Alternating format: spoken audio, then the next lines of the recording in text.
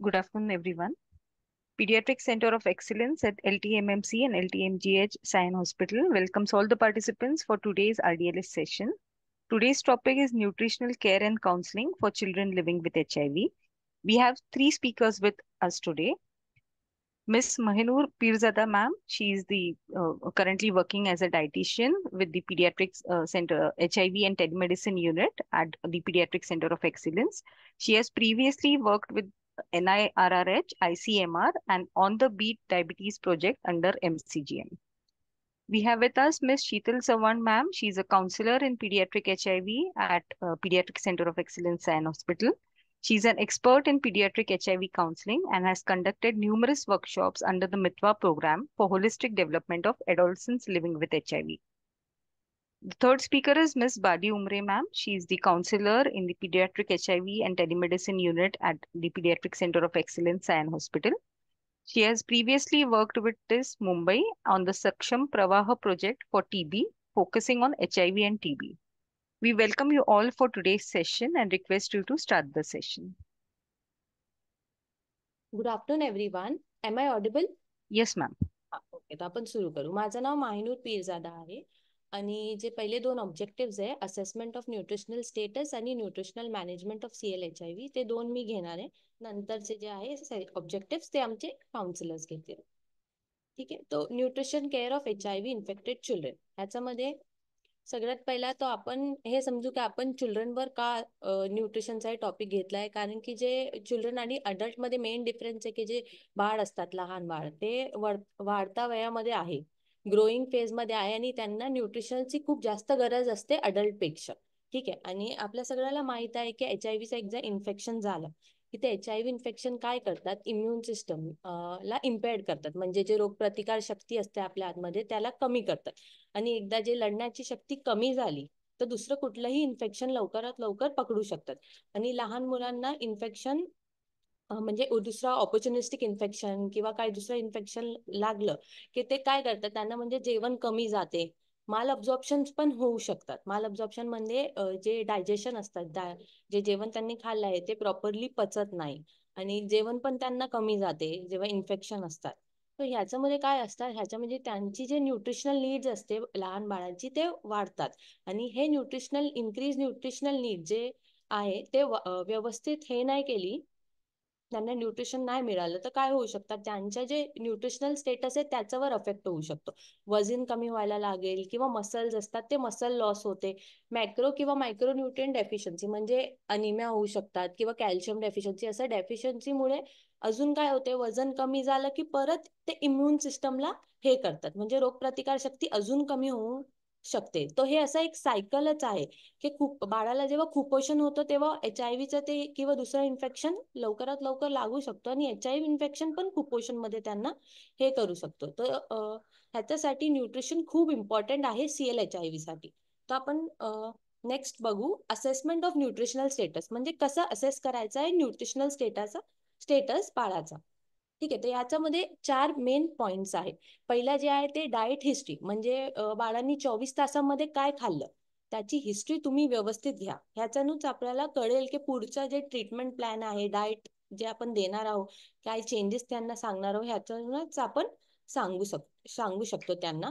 दुसरं जे आहे ते आहे evaluation of child growth pattern, म्हणजे बाळाचा वजन आणि उंची दर महिन्याला तुम्ही व्यवस्थित घेतात, ते प्लॉट करून ते बघू शकतात तुम्ही की बाळ व्यवस्थित वाढत की नाही. थर्ड जे आहे ते आहे care giving practices and family food security. ह्याच्यामध्ये समजा एका जे फॅमिली आली आहे आपल्या ART सेंटरमध्ये आणि त्यांचं जे प्रॅक्टिस आहे ते की ते व्हेजिटेरियन फॅमिली, आणि आपण तसं त्यांना डिरेक्टली नाही सांगू शकत की तुम्ही अंड वगैरे द्या बाळाला, चांगलं आहे. तर ह्याच्यासाठी जे प्रॅक्टिसेस असतात किंवा फॅमिली फूड सिक्युरिटी म्हणजे की त्यांच्या फायनान्शियल स्टेटस कसा आहे, जॉईंट फॅमिली आहे की नाही, ते सगळं बघून व्यवस्थित आपल्याला त्यांना असेस करूनच न्यूट्रिशनल प्लॅन द्यावा लागते. आणि फोर्थ खूप इम्पॉर्टंट पॉईंट आहे ऑपॉर्च्युनिस्टिक इन्फेक्शन. एक तर त्यांना HIV इन्फेक्शन आहे, त्याच्या बरोबर दुसरं कुठलाही TB किंवा हर्पीस असेल, नागिन वगैरे काय इन्फेक्शन असेल तर ते पण बघून त्याप्रमाणे आपल्याला डाएट व्यवस्थित द्यावा लागते. ठीक आहे. तो न्यूट्रिशनल असेसमेंट म्हणजे टूल्स असतात, जे असं ह्याप्रमाणे तुम्ही लक्षात ठेवू शकतात, ABCD. तो पहिला आपण जे टूल आहे असंच करण्यासाठी, ते फर्स्ट आहे ए. तर आपण बघू अँथ्रोपोमेट्रिक मेजरमेंट. हे काय असतं? अँथ्रोपोमेट्रिक मेजरमेंट्स, वजन आणि उंची. वजन तर आपण दर महिन्याला जेव्हा बाळ ART सेंटरला येतो तेव्हा आपण घेतो. पण जे 18 वर्षाच्या खाली मुलं असतात त्यांच्या उंची पण घ्यायची खूप गरजेचं आहे, कारण की ते ग्रोईंग फेजमध्ये वाढत्या वयात आहे. उंची बघून वजन बघून व्यवस्थित आपल्याला कळेल की ती त्यांची ग्रोथ व्यवस्थित होत की नाही. आणि जे थर्ड आहे अँथ्रोपोमेट्रिक मेजरमेंट मध्ये, ते आहे मिड अपर आर्म सर्कम्फरन्स. हे टेप तुम्ही बघू शकतात. हे म्युवॅक टेप आहे. म्हणजे हाताचा जे दंडाचा माप असतात ना, ते आपण घेतो आणि ते बघतो की लाल ह्याच्यामध्ये आलं, रेड जे आहे 11.5 सेंटीमीटरचा खाली आलं, म्हणजे ते सिव्हिअर अक्यूट माल न्यूट्रिशन आहे बाळाला, म्हणजे एकदम कुपोषित आहे. येलो मध्ये आलं ते मॉडरेट अक्यूट माल न्यूट्रिशन, म्हणजे मॉडरेटली तो कुपोषित आहे. आणि ग्रीन मध्ये आलं म्हणजे की बाळ स्टेबल आहे, त्याला कुठल्याही कुपोषण नाहीये. ठीक आहे. तो वजन आता कधी चेक करायचं? तर दर ART सेंटरला व्हिजिट जेव्हा पेशंट बाळ करतात, तर वजन दर महिन्याला घ्यायचंय. उंची बाळ लेंथ जे आहे ते आपण म्हणतात 2 वर्षाच्या खाली जे बाळ असतात त्यांच्यासाठी, कारण की ते उभे नाही राहू शकत. तर त्यांचा दर 3 महिन्याला लेंथ घ्यायचं खूप गरजेचं आहे. हाईट 2 वर्षाचा वर बाळ असेल ना, तर ते उभे राहू शकतात, तो आपण हाईट म्हणतात. हाईट कधी तुम्ही घेऊ शकता? 2 to 5 इयर्स, 2 ते 5 वर्षाचे जे बाळ असेल तर दर 3 महिन्याला त्यांची उंची चेक करायची. आणि 5 वर्षाचा वर असेल तर दर 6 महिन्याला तुम्ही त्यांचं उंची हाईट वगैरे चेक करा. आणि जे थर्ड आपण आता बघितलं होतं म्युवॅक मिड अपर आर्म सर्कम्फरन्स, ते कुठल्या एज मध्ये आपण बघतात? 6 महिन्याचा वर बाळ असेल आणि 5 वर्षाचा खाली असेल तेव्हाच आपण ते टेप वापरतात. आणि तेव्हा ते पण कधी की जेव्हा उंची वगैरे आपण मोजू शकत नाही, काही अडचण वगैरे येते, बाळ उभे नाही राहू शकत, की आपल्याकडे काही सुविधा नाही, तर तेव्हा हे म्युवॅक खूप तुम्ही वापरू शकतात. इम्पॉर्टंट असतात हे पण. आता उंची आणि वजन आपण चेक केली आहे, तर ते कसं हे करायचं? तर ते ग्रोथ चार्ट असतात. हे ग्रोथ चार्ट आहे. इथे तुम्ही बघू शकता, हे आहे वेट फॉर एज, म्हणजे वयाप्रमाणे वजन. आणि हे बॉईज साठी आहे. तर गर्ल्स आणि बॉईज साठी वेगळे असतात. ठीक आहे. तर आपण इथे तुम्ही बघू शकता, तिथे 3 वेगळे कलरचे लाईन्स आहे. जे पहिलं ग्रीन वाला आहे 0. हे साइड मध्ये जे नंबर लिहिलेले आहे 0, -2, -3, हे झेड स्कोर, याला झेड स्कोर म्हणतात, स्टँडर्ड डिव्हिएशन. तर 0चं जे ग्रीन लाईन आहे ह्याच्यामध्ये वजन असेल, लाल लाईन +2 आणि खाली -2, याचा मध्ये रेंज मध्ये वजन असेल किंवा उंची असेल, तर आपल्याला कळेल की बाळ व्यवस्थित वाढतोय. जेव्हा -2चा खाली गेलं आणि -3चा खाली वजन गेलं किंवा वर गेलं, तर आपल्याला कळेल की कुपोषण आहे की ओव्हर न्यूट्रिशन, म्हणजे ओबेसिटी, जास्त वजन झालंय ते. आता तुम्ही ते बघू शकता, ते स्लीपिंग लाईन आहे खाली, एजचा कॉलम आहे इथे, आणि जे साईडची लाईन आहे ते वजनचा कॉलम आहे. एक एक्झाम्पल आपण पुढे बघू की कसं ते ग्रोथ चार्टवर प्लॉट करून समजायला येते. ठीक आहे. तो हे ग्रोथ चार्ट आता गर्लचा आहे, हे 0 to 5 इयर्सचा. इथे एक्झाम्पल दिलंय, 2 वर्ष 6 महिन्याची बाळ आहे, तिचं वजन 8.4 आहे. तो जे एजचा कॉलम आहे तिथे आपण 2 years 6 months बघू. आणि वजन जे साईडचं आहे ते 8.4. तर इथे प्लॉट केलं, म्हणजे मार्किंग केली. तर तुम्ही बघू शकता ते कुठल्या लाईनवर आलाय? ते -3चा याचा, म्हणजे -2 आणि -3चा मध्ये आलाय. तर बाळाला काहीतरी वजन बाळाचा कमी आहे, ह्याच्यातून आपल्याला हे करतो. तर असं एक ग्रोथ चार्ट व्यवस्थित प्लॉट करून तुम्हाला समजेल, आणि तसं तुम्ही त्यांना इंटरव्हेन्शन किंवा ट्रीटमेंट प्लॅन देऊ शकता. ठीक आहे. आता 3 प्रकारचे ग्रोथ चार्ट असतात. पहिला असतात वेट फॉर एज. 0 to 5 इयर्सचे जे ग्रोथ चार्ट आहे ते WHO च्या साईटवर अवेलेबल आहे. WHO चेच असतात. वयाप्रमाणे वजन, बॉईज आणि गर्लचा वेगळा असतो. दुसरा जे आहे वयाप्रमाणे उंची, आपण ते पण बघतो 0 to 5 इयर्सचा. ब्लू वाला जे आहे ते बॉईज साठी, पिंक वाला गर्लसाठी. आणि जे थर्ड आहे हे खूप इम्पॉर्टंट आहे, उंचीप्रमाणे बाळाचं किती वजन वाढलं आहे की नाही ते आपण इथे ह्याच्यामध्ये बघतो. ह्याचं इंडिकेटर आपण पुढे बघू की कसं तुम्हाला कळेल. ठीक आहे. 0 to 5 इयर्सचे WHO चे ग्रोथ चार्ट असते ग्रोथ असेसमेंटसाठी. आणि 5 वर्षाचा वर असेल आणि 18 वर्षाचा खाली, 5 ते 18, तर त्याचे IAP, इंडियन अकॅडमी ऑफ पिडियाट्रिक्सचे ग्रोथ चार्ट असतात. आणि त्यांचा BMI घ्यायचं आपण, उंचीप्रमाणे वजन नाही बघायचं. BMI वजन weight divided by height square ह्याप्रमाणे आपण BMI कॅल्क्युलेट करून ते वयानुसार मार्क करून बघायचं की ते कुपोषण आहे की ओव्हर न्यूट्रिशन, गरजेपेक्षा जास्त वजन वाढलंय ते आपल्याला कळतं. ठीक आहे. तर WHO classification of nutritional status ह्याच्यामध्ये ग्रोथ इंडिकेटर्स आहे. म्हणजे आता आपण जे ग्रोथ चार्ट बघितलं होतं त्याच्यामध्ये जे Z स्कोर होता, SD स्कोर, ते 0 to -2 मध्ये आलं म्हणजे ते नॉर्मल आहे सगळ्या ग्रुपसाठी. -2 to -3 ह्याच्यामध्ये आलं तर उंची कमी असेल तर त्याला स्टंटेड म्हणतात. वजन कमी असेल तर अंडरवेट, -2 to -3 कॅटेगरीमध्ये. आणि उंचीप्रमाणे वजन कमी असेल त्याला वेस्टेड म्हणतात. आणि लेस देन -3चा खाली गेलं तर ते उंची कमी असेल तर सिव्हिअरली स्टंटेड असतात, म्हणजे उंची याप्रमाणे खूपच कमी आहे. सिव्हिअरली अंडरवेट असेल -3चा याच्यामध्ये खाली असेल तर. आणि लास्ट कॉलम जे असतात वेट फॉर हाईट, ते -3चा याच्यामध्ये खाली असेल तर मार्क केल्यावर ते सिव्हिअरली वेस्टेड असतात. आणि हे सिव्हिअरली वेस्टेडला आपल्याला प्रॉपर न्यूट्रिशन पूर्ण द्यावं लागतील, कारण की एकदम कुपोषित ह्याच्यामध्ये गेलाय बाळ. ठीक आहे. Depiction of growth curve in different situations. तो तुम्ही आता इथे बघू शकता, जे पहिला आहे चार्ट ते वर जाते, म्हणजे दर महिन्याला तुम्ही उंची वजन वगैरे मार्क करतात ते वर जाते. म्हणजे ह्याच्यातून आपल्याला काय कळतं की चाइल्ड इज ग्रोईंग वेल, म्हणजे बाळाचा वजन व्यवस्थित वाढतोय. आणि पेरेंट्सला सांगायचं की जे तुम्ही करतात ते खूप चांगलं आहे, असंच म्हणजे करायचं, कारण की वजन वाढतोय.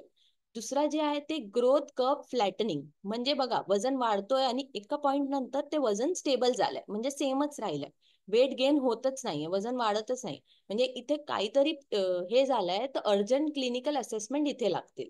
आणि जे थर्ड आहे ते आहे लुझिंग वेट, म्हणजे वजन वाढत होता आणि एका पॉइंट नंतर तुम्हाला बघायला आलोय की वजन कमी कमी होऊन चाललंय दर महिन्याला. तर इथे पण अर्जंट क्लिनिकल असेसमेंट करावं लागतील ह्या दोन्हीमध्ये, की बघावं लागतील की कशामुळे वजन वाढत नाही का, सेम वजन का राहिलंय. दर महिन्याला ऍटलीस्ट अर्धा किलो, 5 वर्षाचा खाली असेल तर अर्धा किलो वजन तर वाढवायलाच पाहिजे बाळाचा. ठीक आहे.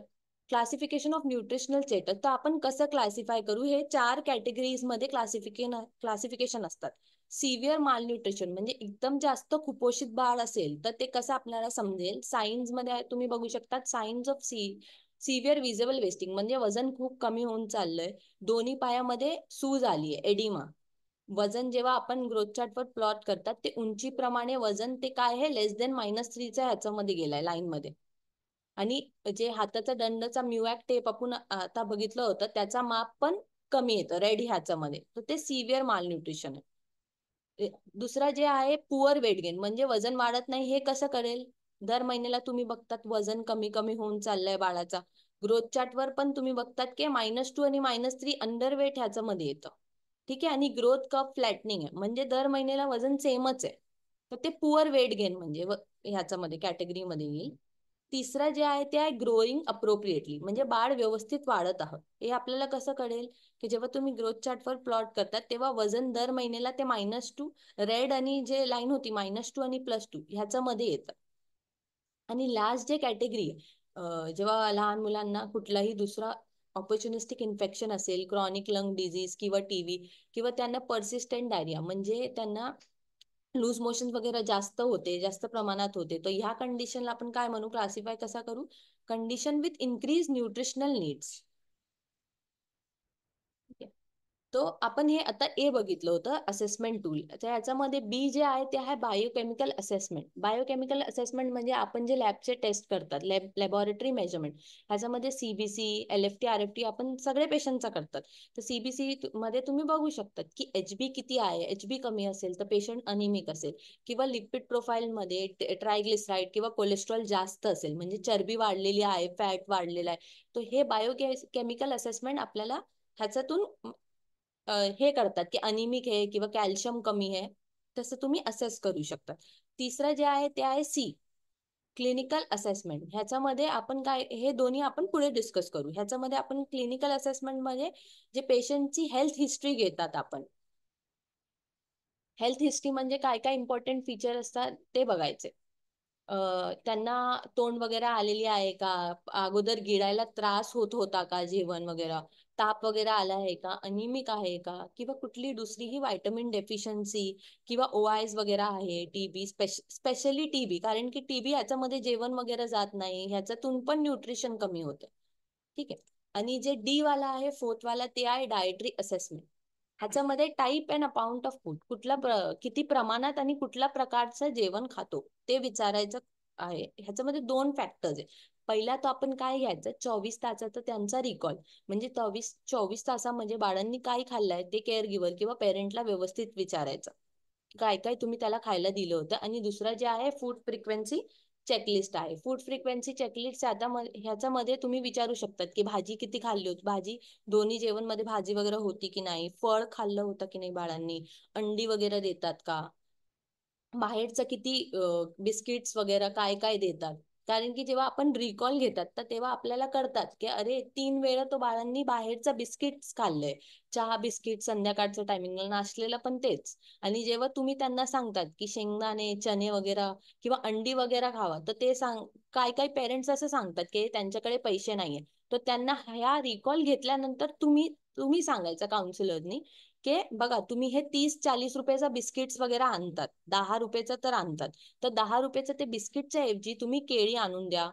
10 रुपयामध्ये 3 केळी मिळतात, किंवा 10 रुपयाचे भाजलेले चणे, शेंगदाणे असं आणून देऊ शकतात तुम्ही. किंवा अंडी वगैरे पण ते 7 रुपयाची एक अंडी, तर तसं 2 अंडी 12 रुपये मध्ये आणून त्यांना चांगलं जेवण द्यायचं. तसं त्यांना सांगायला. ठीक आहे. आता आपण हे टूल्स बघितलं, हे सगळं आपण डेटा जे घेतलंय ABCD ते अॅनालाइज करायचं, आणि एक न्यूट्रिशनल डायग्नोसिस असतात त्याच्यावर हे, म्हणजे गरजेपेक्षा जास्त वजन वाढलं आहे का, किंवा बाळ खूप कुपोषित आहे, एकदम जास्त न्यूट्रिशनल ट्रीटमेंट प्लॅन बनावं लागेल, ते सगळं आयडेंटिफाय करायचं, डायग्नोस करायचं.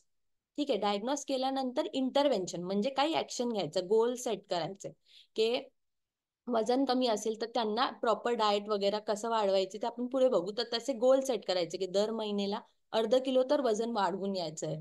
रक्त कमी असेल, HB कमी असेल तर त्यांना आयर्न रिच डाएट देऊन त्यांना सांगायचं की म्हणजे 3 महिन्यानंतर आपण परत रक्ताचा तपास करू. जे अनिमिया आहे ते व्यवस्थित हे व्हायला पाहिजे. ठीक आहे. आणि न्यूट्रिशन तुम्ही प्लॅन दिलंय, इंटरव्हेन्शन केलंय, ते मॉनिटरिंग आणि इव्हॅल्युएशन पण खूप इम्पॉर्टंट आहे की मॉनिटर करावं लागते दर महिन्याला, की जसं आपण सांगितलं होतं तसं तो करत की नाही, त्याचा आउटकम काय आलाय. म्हणजे तुम्ही सांगितलं पण 3 महिने तसंच वजन आहे, वाढतच नाहीये बाळाचं वजन, तो परत एकदा काउन्सिलिंग करून परत त्यांचे असेसमेंट करून परत तुम्हाला दुसरं प्लॅन द्यावा लागतील. ठीक आहे. तर आता आपण डायग्नोस केलंय, प्लॅन गोल्स वगैरे पण सेट केले. तो न्यूट्रिशनल मॅनेजमेंट ऑफ CLHIV आता कसं मॅनेज करायचं, तो total energy needs of HIV infected children. ह्या चार्ट मध्ये तुम्ही बघू शकतात की डिफरंट एज ग्रुप दिले, 6 महिने ते 11 महिने. ह्याच्यामध्ये ज्या बाळाला HIV इन्फेक्शन असतं त्यांची कॅलरी रिक्वायरमेंट आहे 690. याला HIV इन्फेक्शन आहे पण काही सिमटम्स नाहीये, वजन व्यवस्थित वाढतोय, तर त्यांची कॅलरी आपल्याला काय करायची, 10% वाढवायची आहे, 760 होईल ते. आणि ज्यांना समजा HIV इन्फेक्शन आहे आणि त्यांचं वजन कमी होऊन चाललंय, तर त्यांना 20% एनर्जी वाढवायची, 830. आणि जे एकदम कुपोषित ह्याच्यामध्ये असेल तर त्यांना 50 to 100% कॅलरी वाढवून द्यायचं, आणि त्यांना वेगळी अशी ट्रीटमेंट लागेल, कारण की ते सिव्हिअर मालनरिश झाले, एकदम जास्त कुपोषित झाले. तर तसे तुम्ही बघू शकता डिफरंट एज ग्रुपचा डिफरंट कॅलरीज दिल्या. तर आता कॅलरीज कसं वाढवायचं ते आपण जरा बघू. How to increase energy intake. तर 6 ते 11 महिन्याचा असेल, समजा 10% वाढवायची, तर त्यांना सांगायचे जे दिवसभरात ते जे तुम्ही जेवण देतात बाळाला, त्याच्यामध्ये 2 चमचे तूप किंवा तेल आणि 1 चमचा साखर ते वाढवून द्यायचं. अजून 20% वाढायचे असेल तर सांगायचं हे 2 चमचे तेल किंवा तूप टाका जेवणमध्ये, आणि 1 किंवा 2 चमचे साखर, लापसी वगैरे याच्यामध्ये टाका, आणि हे 2 टाइम करा असं कॅलरीज वाढवण्यासाठी. आणि जे एकदम कुपोषित आहे त्याचं आपण लास्ट मध्ये सर डिस्कस करू. 1 वर्ष ते 2 वर्षाचा बाळ असेल तर त्यांना सेम सांगायचं आहे की तुम्ही 2 चमचा तूप वगैरे ऍड करा, 2 चमचे साखर, लापसी वगैरे जे शिरा वगैरे गोड बनवतात त्याच्यामध्ये, त्याच्याबरोबर एक केळी पण ऍडिशनल द्यायची. दूध त्यांना सांगायचं की दूध दररोज तुम्ही 1 ग्लास पित असेल तर त्याच्यामध्ये साखर टाकून 2 ग्लास प्या. ठीक आहे, इडली खात असेल एक तर 2 इडली त्यांना द्या. चपाती एक खात असेल तर एक एक्स्ट्रा चपाती ऍड करायचा 2 ते 5 वर्षाच्या ह्याच्यामध्ये, किंवा दही मध्ये साखर टाकून त्यांना तसं द्यायचं. ठीक आहे, चिक्कीचे पण तुम्ही 2-3 तुकडे त्यांना मध्ये मध्ये खायला सांगू शकतो. ठीक आहे. आणि जे एकदम जास्त कुपोषित असतात त्यांच्यासाठी आमच्याकडे वेगळं हे आहे, थेरप्युटिक फीडिंग असते. म्हणजे त्यांना जेवणचा वर आमच्याकडे जे RUTF आहे, म्हणजे MNT कप्स म्हणतात, मेडिकल न्यूट्रिशन थेरपीचे कप असतात. ह्याच्यामध्ये शेंगदाण्याच्या पावडर, दूधच्या पावडर, साखर आणि तेल असतं. आणि हे डबे छोटे 90 ग्रामचे असतात. तर ते डबे दिवसभरात 1 किंवा 2 आम्ही बाळाला खायला देतात, जे एकदम जास्त कुपोषित असतं. ठीक आहे. याप्रमाणे 6 ते 14 वर्षाचा बाळ असेल, एकदम सिव्हिअरली मालनरिश असेल, तर त्यांना व्यवस्थित तुम्ही हे सगळं चेंजेस सांगून त्यांना अजून वर काहीतरी प्रोटीन सप्लिमेंट द्यावं लागतील, जे 10% ऍडिशनली एनर्जीसाठी. तर त्यांना सेम सांगायचं, एक अंडी एक्स्ट्रा ऍड करा, एक चपाती एक्स्ट्रा ऍड करा, रात्री एक चपाती खात असेल तर 1.5 करा, सकाळी पण 1.5, तसं करून प्रमाण वाढवायचं जेवणचा. ठीक आहे, दूध पियत असेल तर अर्धा ग्लास पियत असेल, अर्ध पेला वगैरे, तर एक पूर्ण पेला प्यायला सांगायचं. ठीक आहे, शिरा वगैरे म्हणजे गोड रवा उपमा वगैरे बनवत असेल तर त्यांना सांगायचं की शिरा वगैरे बनवा. डाळ भात मध्ये वर तूप टाकून देऊ शकतात, किंवा शेंगदाण्याची चिक्की, शेंगदाण्याची चटणी पण बनवून जेवण बरोबर त्यांना तुम्ही सांगू शकता. जे 6 ते 14 वर्षाच्या मध्ये असतात त्यांना, की ते शेंगदाण्याची चटणी डाळ भातच्या बरोबर खायची. आता सपोर्टिव्ह मेजर्स इन्क्लुडिंग मायक्रोन्यूट्रिएंट नीड्स, म्हणजे काय काय मायक्रोन्यूट्रिएंट सप्लिमेंट करावं लागतील ते आपण जर बघू. ह्याच्यामध्ये कॅल्शियम आणि मल्टीव्हिटॅमिन बी कॉम्प्लेक्स हे खूप इम्पॉर्टंट आहे. हे सगळ्यांना ह्याचे सप्लिमेंट जायला पाहिजे, जे लेस देन 18 इयर असतात. व्हायटमिन ए चं सप्लिमेंट दर 6 महिन्याला द्यायचं आहे, 5 वर्षपर्यंत बाळाला. आणि ह्याचा डोस कसं असतं की 6 ते 12 महिन्याचा बाळ असेल तर 1 लाख IU युनिट ओरली द्यायचं आहे. आणि 1 वर्षाचं 5 वर्षाच्या मध्ये असेल तर 2 लाख IU ओरली ते द्यायचं. ठीक आहे. आणि 5 वर्षाचं जेव्हा बाळ वर असेल ना, तर तुम्ही काय करा की व्हायटमिन ए ते बघा की मल्टीव्हिटॅमिन जे देता, मल्टीव्हिटॅमिन ह्याच्यामध्येच व्हायटमिन ए असा असायला पाहिजे बी कॉम्प्लेक्सचा बरोबर. किंवा त्यांना डेली डाएट मध्ये पण आपण सांगू शकतो. ठीक आहे, डिवॉर्मिंग एव्हरी 6 मंथ्स. डिवॉर्मिंग म्हणजे जे किडा मारण्याची दवा असते ना, जंतू मारण्याची दवा, ते दर 6 महिन्याला द्यायचंय. जे बाळ 1 वर्षाचा वर असतं त्यांनाच द्यायचं. 1 वर्षाचा खाली असेल बाळ तर त्यांना हे जंतू मारण्याचे औषध आपण नाही देतो. हे अल्बेंडोझॉल 400 mg सिंगल डोस ओरली दर 6 महिन्याला असा डोस असतो. काय त्यांना सिप्लिन वगैरे चालू असेल प्रोफायलॅक्सिस, तर ते डॉक्टर जसं सांगतात त्याप्रमाणे चालू ठेवायचं. एका पेशंटला समजा एका बाळाला डायरिया वगैरे, लूज स्टूल झाले, लूज मोशन्स वगैरे झाले, आणि आपल्याला कळालं की बाबा हिस्ट्री आहे, 1-2 दिवस अगोदर असं होत होता लूज स्टूल, तर त्यांना झिंक द्यायचं आहे 20 mg डेली 2 आठवड्यासाठी. ठीक आहे. आणि जे लसीकरण वगैरे असतात ते पण बघावे लागतील. 5 वर्षाचा खाली असेल तर त्यांचा खूप इम्पॉर्टंट असतात की तुम्ही बघा की व्यवस्थित ते वयाप्रमाणे जे लसीकरण इम्युनायझेशन आहे ती करत की नाही, ते पण मॉनिटर करणं खूप गरजेचं आहे. ठीक आहे. आता नंतर आपण बघू 5 की टू सेफर फूड. 5 स्टेप्स आहे, याच्यातून तुम्ही पेशंटला काउन्सिल करू शकतात. पहिला ते आहे की सगळं स्वच्छ ठेवायचं, कीप एव्हरीथिंग क्लीन, म्हणजे हात वगैरे व्यवस्थित धुवायचं जेव्हा जेवण बनवायला जातात, किंवा वॉशरूमला बाळ जाऊन आलो, पेरेंट जाऊन आलो, जेवायला बसतो तेव्हा हात व्यवस्थित धुवायचा. बाळ बाहेर खेळून आलो तर त्याचा पण हात व्यवस्थित धुवून नख वगैरे साफ करायचे व्यवस्थित. तशी काउन्सिलिंग करायची. जेवण बनवताना जे किचन टेबल वगैरे असतात ते व्यवस्थित साफ ठेवायचं. आणि जे बनलेला जे जेवण असतात आपण टेबलवर ठेवतो तर त्याला झाकण लावून ठेवायचं, असं ओपन मध्ये नाही ठेवू शकत, कारण की किडे वगैरे काही लागू शकतात त्याला. दुसरं जे आहे ते आहे सेपरेट रॉ आणि कुक्ड फूड. जे कच्चे मांस मच्छी असतात ते सेपरेट ठेवायचं. त्याची जे टेबल असतात, कटिंग टेबल, म्हणजे आपण चिकन मच्छी वगैरे काय पण बनवतात, तर पेशंटला सांगायचं जेव्हा तुम्ही बनवतात नॉनव्हेज तर एक वेगळं बर्तन ठेवा त्याच्यासाठी. ठीक आहे. भाजी वगैरे जे टेबलवर कापतात त्या सेम टेबल वगैरे ह्याच्यावर कापू नका, ते वेगळं ठेवा आणि हे वेगळं ठेवा. कारण की कच्च्या जे असतात मांस मच्छी त्याच्यामधून इन्फेक्शन होऊ शकतो. आणि कुक थरोली, थर्ड जे आहे तर सेम नॉनव्हेज जे असतात त्याला एकदम चांगला शिजवायचंय. कच्च वगैरे राहिलं असेल ना तर काय होऊ शकतात, पोटात जाऊन कच्चे जे नॉनव्हेज असतात ते इन्फेक्शन करू शकतो. ठीक आहे. आणि आपण काही काही पेशंट काय करतात, ते उरलेलं जेवण रात्रीचं ते सकाळी सेम खातात. तर त्यांना तसं तुम्ही सांगा की उरलेलं जेवण तुम्ही सकाळी नाश्त्यामध्ये खात असेल तर ते व्यवस्थित गरम करून घ्या, असंच खायचं नाही. थंड वगैरे खाल्लं की त्याच्यानी पण इन्फेक्शन होऊ शकते. तर ते रिहीटिंग इज खूप इम्पॉर्टंट आहे. फोर्थ जे आहे ते keep food at safe temperatures. म्हणजे जेव्हा जेवण बनवून ठेवलंय तर ते 2 तास असं बाहेर आपण ठेवतो.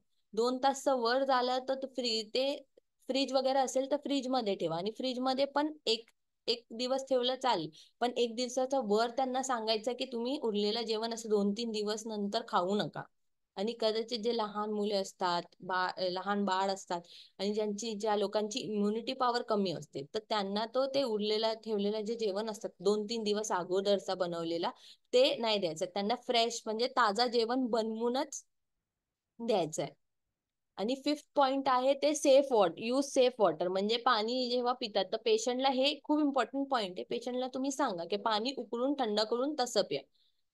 ठीक आहे. जे भाजी वगैरे फळ वगैरे आणतात ते पण ताजे भाजी वगैरे आणा. असे पान वगैरे चांगले नसेल तर ते भाजी खायची नाही. दूध आणतात ते दूध पण व्यवस्थित बॉईल करून उकडून प्यायचंय, कच्चे दूध तर प्यायचं नाही असं. आणि भाजी वगैरे पण आणतात, फळ आणतात, तर ह्या पावसाळ्यामुळे खूप जास्त कचरा वगैरे असते, तर ते पण पाणीने स्वच्छ धुवून, 3 पाणीने स्वच्छ धुवून तसं व्यवस्थित त्याला खायला सांगा. हे 4-5 टिप्स आहे जे आपण सगळ्या पेशंटला सांगू शकतो. ठीक आहे. आता जे आहे फीडिंग रेकमेंडेशन, म्हणजे हेल्थ आणि सिकनेस मध्ये फीडिंग रेकमेंडेशन आहे. तर 6 महिन्याचं जेव्हा बाळ असेल तर 6 महिन्याचं जे खाली बाळ असतात त्यांना फक्त आईचं दूध जायला पाहिजे. वरचा पाणी किंवा कधी कधी मध देतात किंवा गुट्टी वगैरे असं ते सांगतात की आईचं दूध पुरत नाहीये म्हणून आम्ही वरचं दूध देतात. तर तसं नाही व्हायला पाहिजे. एकदा तुम्ही पेशंटला सांगा, आपले पॉझिटिव्ह पेशंट असतात त्यांना सांगा की आईचं दूध द्यायचंय किंवा वरचा टॉप फिडिंग वर घ्यायचंय किंवा एक्सक्लुझिव्ह ब्रेस्ट फिडिंग करायची आहे 6 महिने. ठीक आहे. 6 महिन्याच्या नंतर बाळचं जे पोट असतं ते व्यवस्थित डायजेशन साठी तयार होतं. तो 6 महिन्याच्या नंतर हळूहळू करून वरचं जेवण सुरू करायला पाहिजे, आईचं दूध बरोबर. आईचं दूध चालू ठेवायचं. तो कसं तुम्ही सांगू शकतात की वरचं जेवण सुरू करताना त्यांना सांगायचं की जे भात असतात किंवा चपाती असतात ते डाळीत नरम करून ते देऊ शकतात, किंवा खिचडी वगैरे बनवा, खिचडीमध्ये थोडं तूप टाकून हाताने मऊ करून तसं एक एक एक एक चम्मच भरायला सुरू करा. खिचडी असेल किंवा घट्ट डाळ असतात त्यांना सांगायचं एकदम पातळ डाळ किंवा डाळाचा पाणी, भाताचा पाणी हे एकदम पातळ पदार्थ द्यायचं नाहीये. दलिया वगैरे असतात, शिरा असतात, शिरा पण बनवू शकतात दुधामध्ये. त्याच्यामध्ये साखर पण टाकू शकतात. आणि ते नरम करून तसं बाळाला भरायला. बटाटे असतात ते पण बॉईल करून हाताने नरम करून तसं ते पण बटाटे पण सुरू करू शकतात. फ्रुट्स कुठले, आता जे मऊ फळ असतात, केळी असतात, चिक्कू असतात, मँगो असतात किंवा पपई असतात, तर हे हे पण काय करू शकतात, हाताने मॅश करून, मिक्सरला काहीच लावायचं नाही, हाताने सगळं मॅश करून द्यायला सांगायचं. ठीक आहे. 1 वर्ष आणि 12 months to 2 years, म्हणजे 1 वर्ष आणि 2 वर्षाचा मध्ये बाळ असेल तर आईचं दूध चालू ठेवायचं. ह्याच्या बरोबर फॅमिली पॉट, म्हणजे जे आपल्या ताटामधून बाळांनी खायला पाहिजे आपल्या बरोबर बसून, तर त्याला 8-9 वर्ष, 8-9 महिन्यानंतरच तुम्ही सवय लावा की तुमचं बरोबर किंवा मांडीवर बसून बाळाला तसं जेवण भरायला, तर त्याला कळेल की हा फॅमिली म्हणजे एकत्र जेवायचंय असं, तर ते तसंच शिकेल 1 वर्षाच्या नंतर. आणि 2 वर्षाचं जे वर बाळ असतात त्यांना 3 मोठे जेवण जायला पाहिजे. सकाळचा नाश्ता, दुपारचे जेवण आणि रात्रीचं जेवण. आणि 2 छोटे जेवण म्हणजे स्नॅक्स. स्नॅक्स मध्ये आता जे सांगितलं होतं ते एक फळ देऊ शकतात, भाजलेले चणे किंवा शेंगदाणे किंवा चिक्कीचे तुकडे किंवा लाडू वगैरे हे तुम्ही त्यांना सांगू शकतात की मध्ये मध्ये हे देऊन जावं तुम्ही. समजा आता सिकनेस मध्ये 6 महिन्याचा बाळ असेल, 6 महिन्याचा खाली बाळ असेल, लेस दॅन 6 मंथ्स, आणि त्याला ताप वगैरे आलाय की तो आजारी पडलाय, तर आईचं जे ब्रेस्ट फिडिंग असतात, स्तनपान ते थांबायचं नाही. त्या आईला सांगायचंय की तुम्ही व्यवस्थित फिडिंग करत राहा, कारण की सिकनेस ते तापाने काही होणार नाहीये बाळाला, तुम्ही फिडिंग चालू ठेवा. दुसरं जे आहे 6 ते 12 महिने, तर किती क्वांटिटी मध्ये द्यायचं. आईचं दूध पियत असेल तर 3 टाइम जेवण जायला पाहिजे. आईचं दूध नसेल तर 5 टाइम तर मिनिमम जेवण जायला पाहिजे. आणि 9 महिन्याचं नंतर जे बाळ असतात ना, ते बसू शकतो. तर त्यांना व्यवस्थित बसून त्यांना हाताने म्हणजे असं हातामध्ये त्यांचे छोटा चपातीचा तुकडा किंवा उकडलेला गाजरचा तुकडा असं देऊन तुम्ही त्यांना हॅबिट म्हणजे आदत जे असतात ते लावू शकतात. 1 वर्ष 2 वर्षाचा मध्ये असेल तर 5 टाइम तर मिनिमम जेवण जायला पाहिजे. आणि त्यांनी ताटामध्ये जे जेवण आहे त्याच्यातूनच खायला पाहिजे आपल्या बरोबर बसून. तर तुम्ही व्यवस्थित त्याचा पेरेंट्सला सांगा की तसं जेवण द्या. 2 वर्षाचा वर असेल तर बाळाला जे जेवण देतात ते बघायचं आहे की पेरेंट्सला सांगायचं की केअर गिव्हरला की जे जेवण तुम्ही दिलंय ते पूर्ण संपायला पाहिजे. आणि हायजीन काउन्सिलिंग हे 1 वर्षाच्या नंतर 2 वर्षाचा तर वर बाळाला यायलाच पाहिजे की व्यवस्थित हात कसे धुवायचे ते सगळं केअर गिव्हरनी शिकायला पाहिजे बाळाला. ठीक आहे. Feeding recommendation for a child who has persistent diarrhoea. म्हणजे ज्यांना आता हे लूज मोशन झालंय एका बाळाला, तर तुम्ही काय काय टिप्स त्यांना सांगू शकतात. पहिला आहे तर हायजीन टिप खूप इम्पॉर्टंट आहे. दुसरा आहे की ते बॉटलनी दूध देत असेल तर तुम्ही त्यांना सांगा की बॉटलनी दूध नाही द्यायचं, वाटी चम्मचनी. तिसरा, पाणी उकळूनच प्यायचंय. चौथा जे आहे ते आहे दूध जे असतात ते दूध नाही द्यायचं, गाईचं दूध वगैरे ते पूर्णपणे बंद करा. जेव्हा जुलाब होते तेव्हा दूध अजून जुलाब वाढू शकतो. तो दूध बंद करून आईचं दूध चालू ठेवू शकतात. दूधचा ऐवजी तुम्ही त्यांना सांगा फर्मेंटेड प्रोडक्ट काय असतात, दही असतात, ताक वगैरे असतात ते देऊ शकतात. ठीक आहे. खिचडी वगैरे बनवून त्याच्यामध्ये हे तूप टाकून तसं देऊ शकतात. ठीक आहे. आता फॉलोअप कसं करायचं आणि किती महिन्यांनी. जेव्हा बाळ व्यवस्थित वाढत असेल तर 2-3 महिना जेव्हा ते येतात ART सेंटरला त्याची उंची बघून तुम्ही ग्रोथ चार्टवर प्लॉट करून तसं व्यवस्थित फॉलोअप करा. ठीक आहे. बाळ जेव्हा ART सेंटरवर असेल म्हणजे ART वर असेल आणि ART सेंटरला तो आलाय आणि आपण बघितलोय त्याचं वजन व्यवस्थित वाढत नाहीये. ठीक आहे. तर 2 ते 4 आठवड्यामध्ये त्यांना परत बोलवायचं. आणि वजन व्यवस्थित वाढत असेल तर 3 महिन्यांनी तुम्ही बोलवा. ठीक आहे. आता बाळ जे आहे त्यांना कुठलाही ऑपॉर्च्युनिस्टिक इन्फेक्शन आहे किंवा कुठलंही क्रॉनिक इन्फेक्शन झालं असेल तर त्यांना 2-3 महिन्यात बोलू शकता तुम्ही. आणि केअर गिव्हरला सांगायचं की काही अडचणी आली, त्रास आला, जेवण वगैरे जात नाही, तो इथे ART सेंटरला आणा, आपण बघू. बाळाचं वजन व्यवस्थित वाढत नाही तर 1 किंवा 2 आठवड्यात त्यांना बोलवायचंय वजन वाढत नसेल तर. ज्या बाळाला तुम्ही ग्रोथ चार्टवर बघितलंय की ते खूप असं आजारीच असतात, त्यांना लूज मोशन वगैरे चालू असते, तर त्यांना 2 ते 4 आठवड्यामध्ये फॉलोअप करायला सांगा. लांब राहत असेल तर 4 आठवड्यामुळे आणि जवळ राहत असेल तर 2-2 आठवड्यात त्यांना सांगायचं की एकदा तुम्ही या, फक्त आपण वजन बघू, ART तुम्ही देऊन टाका तसं. आणि जे बाळ एकदम मालनरिश असेल, त्याला वेट लॉसची हिस्ट्री असेल आणि त्यांना लूज मोशन्स वगैरे पण असेल, तर त्यांना आठवड्यामध्येच बोलवायचं. म्हणजे त्यांना पूर्ण महिन्यामध्ये नाही फॉलोअप करायला सांगायचं, दर आठवड्यामध्ये. आणि हे पण तुम्ही व्यवस्थित बघा. एकदम जास्त खूप म्हणजे सिव्हिअर मालन्यूट्रिशन असेल, एकदम कुपोषित असेल, तर हॉस्पिटलायझेशन करण्याची गरज आहे, हॉस्पिटलमध्ये ऍडमिट करण्याची गरज आहे. जास्त लूज मोशन वाढले, हे डिहायड्रेशन झालंय, तर तसं डॉक्टर बरोबर डिस्कस करून तुम्ही त्यांना ऍडमिट करू शकता. ठीक आहे. हं.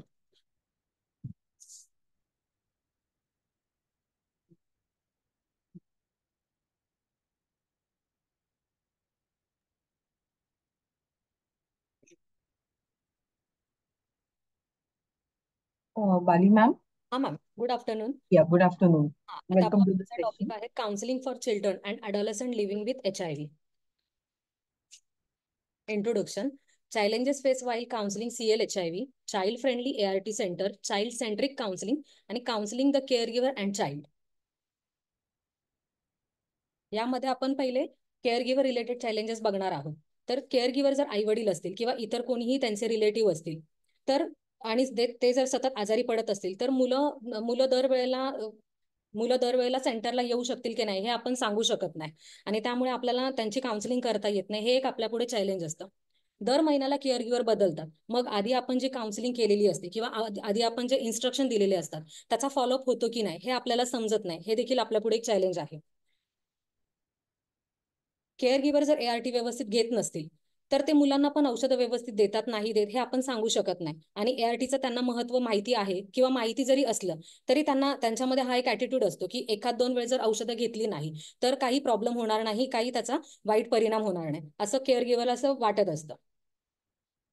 त्यानंतर चाइल्ड रिलेटेड चॅलेंजेस. तर मुलं हे मुलं लहान असल्यामुळे हे पूर्णपणे अडल्टवर डिपेंड असतात, त्यांच्या केअर गिव्हरवर डिपेंड असतात. त्याच्यानंतर poor attention span of child. तर मुलं लहान असल्यामुळे आपण त्यांना जी काउन्सिलिंग करतो तर ते इतकं व्यवस्थित ते समजू शकत नाही. आपण जे काही त्यांना इन्स्ट्रक्शन देणार आहोत तेवढं ते व्यवस्थित ते ऐकून घेत नाही किंवा इकडे तिकडे ते बघत असतात. त्यामुळे एक त्यांचं पुअर अटेन्शन असतं मुलांचं. त्याच्यानंतर डिफिकल्टी एक्सपिरियन्स. तर मुलांना जो काही त्रास होत असतो औषध घेतल्यानंतर, तर त्यावेळेस त्यांची जी काही ती बॅड फिलिंग असते ते व्यवस्थित आपल्याशी कम्युनिकेट करू शकत नाही. त्याच्यानंतर पुअर फिजिकल ग्रोथ. तर बऱ्याच वेळेला असं होतं की मुलांचं वय तर वाढतं पण त्यांचा बौद्धिक विकास जो असतो तो झालेला नसतो. त्यामुळे आपण जे काही त्यांना काउन्सिलिंग करतो ते त्यांच्या एवढं त्यांना जे काही इन्स्ट्रक्शन असतात ते त्यांच्या लक्षात राहत नाही. त्यानंतर आपल्याला मुलांच्या वाढत्या वयानुसारच त्यांना काउन्सिलिंग करावी लागेल. आपल्याला दरवेळीच्या काउन्सिलिंग सेशनमध्ये थोडा थोडा बदल करावा लागेल. नंतर होम एन्व्हायरमेंट रिलेटेड चॅलेंजेस. तर बऱ्याच वेळेला असं असतं की घरामध्ये सतत त्यांचे जॉईंट फॅमिलीमध्ये जर मुलं राहत असतील तर सतत कोणी ना कोणी आजारी पडत असतं, तर त्याचा देखील परिणाम मुलांवर होत असतो. त्यानंतर मुलांच्या घरामध्ये इकॉनॉमिकल जी काही त्यांची कंडिशन असते ती आपल्याला बघितली पाहिजे. त्यानंतर घरामध्ये मुलांबरोबर काही डिस्क्रिमिनेशन स्टिग्मा होतोय का हे पण आपल्याला बघायला पाहिजे. हे देखील आपल्या पुढे एक चॅलेंज असतं. आतापर्यंत आपण जे चॅलेंजेस बघितले आहेत त्यांना आपण कसं ऍड्रेस करायचं, कसं समजून घ्यायचं ते बघणार आहोत. तर सगळ्यात आधी चाइल्ड आणि केअर गिव्हरला काउन्सिलिंग सपोर्ट करायचा आहे. मुलांच्या वाढत्या वयानुसार त्यांच्या बौद्धिक क्षमतेनुसार मुलांना काउन्सिलिंग करायची आहे. जसे की HIV बद्दल त्यांना किती माहिती आहे हे आधी आपण समजून घेतलं पाहिजे. आपल्याला दरवेळी वेगवेगळ्या पद्धतीने मुलांच्या वाढत्या वयानुसार त्यांना काउन्सिलिंग करायची आहे. आपल्याला प्रायमरी केअर गिव्हर आणि सेकंडरी केअर गिव्हर हे बघायचं आहे, आयडेंटिफाय करायचं आहे. त्याच्यानंतर लास्ट चॅलेंज सेन्सिटिव्हली आपल्याला ते ऍड्रेस करायचं आहे. जसं की आयुष्यभर त्यांना ART घ्यायची आहे तर हे मुलांनी आणि केअर गिव्हरने एक्सेप्ट केलं पाहिजे. वयाप्रमाणे त्यांना आपल्याला मुलांना डिस्क्लोजर करावं लागेल. फॅमिलीमध्ये काही स्टिग्मा डिस्क्रिमिनेशन होत असेल तर ते आपल्याला ऍड्रेस करावं लागेल, समजून घ्यावं लागेल.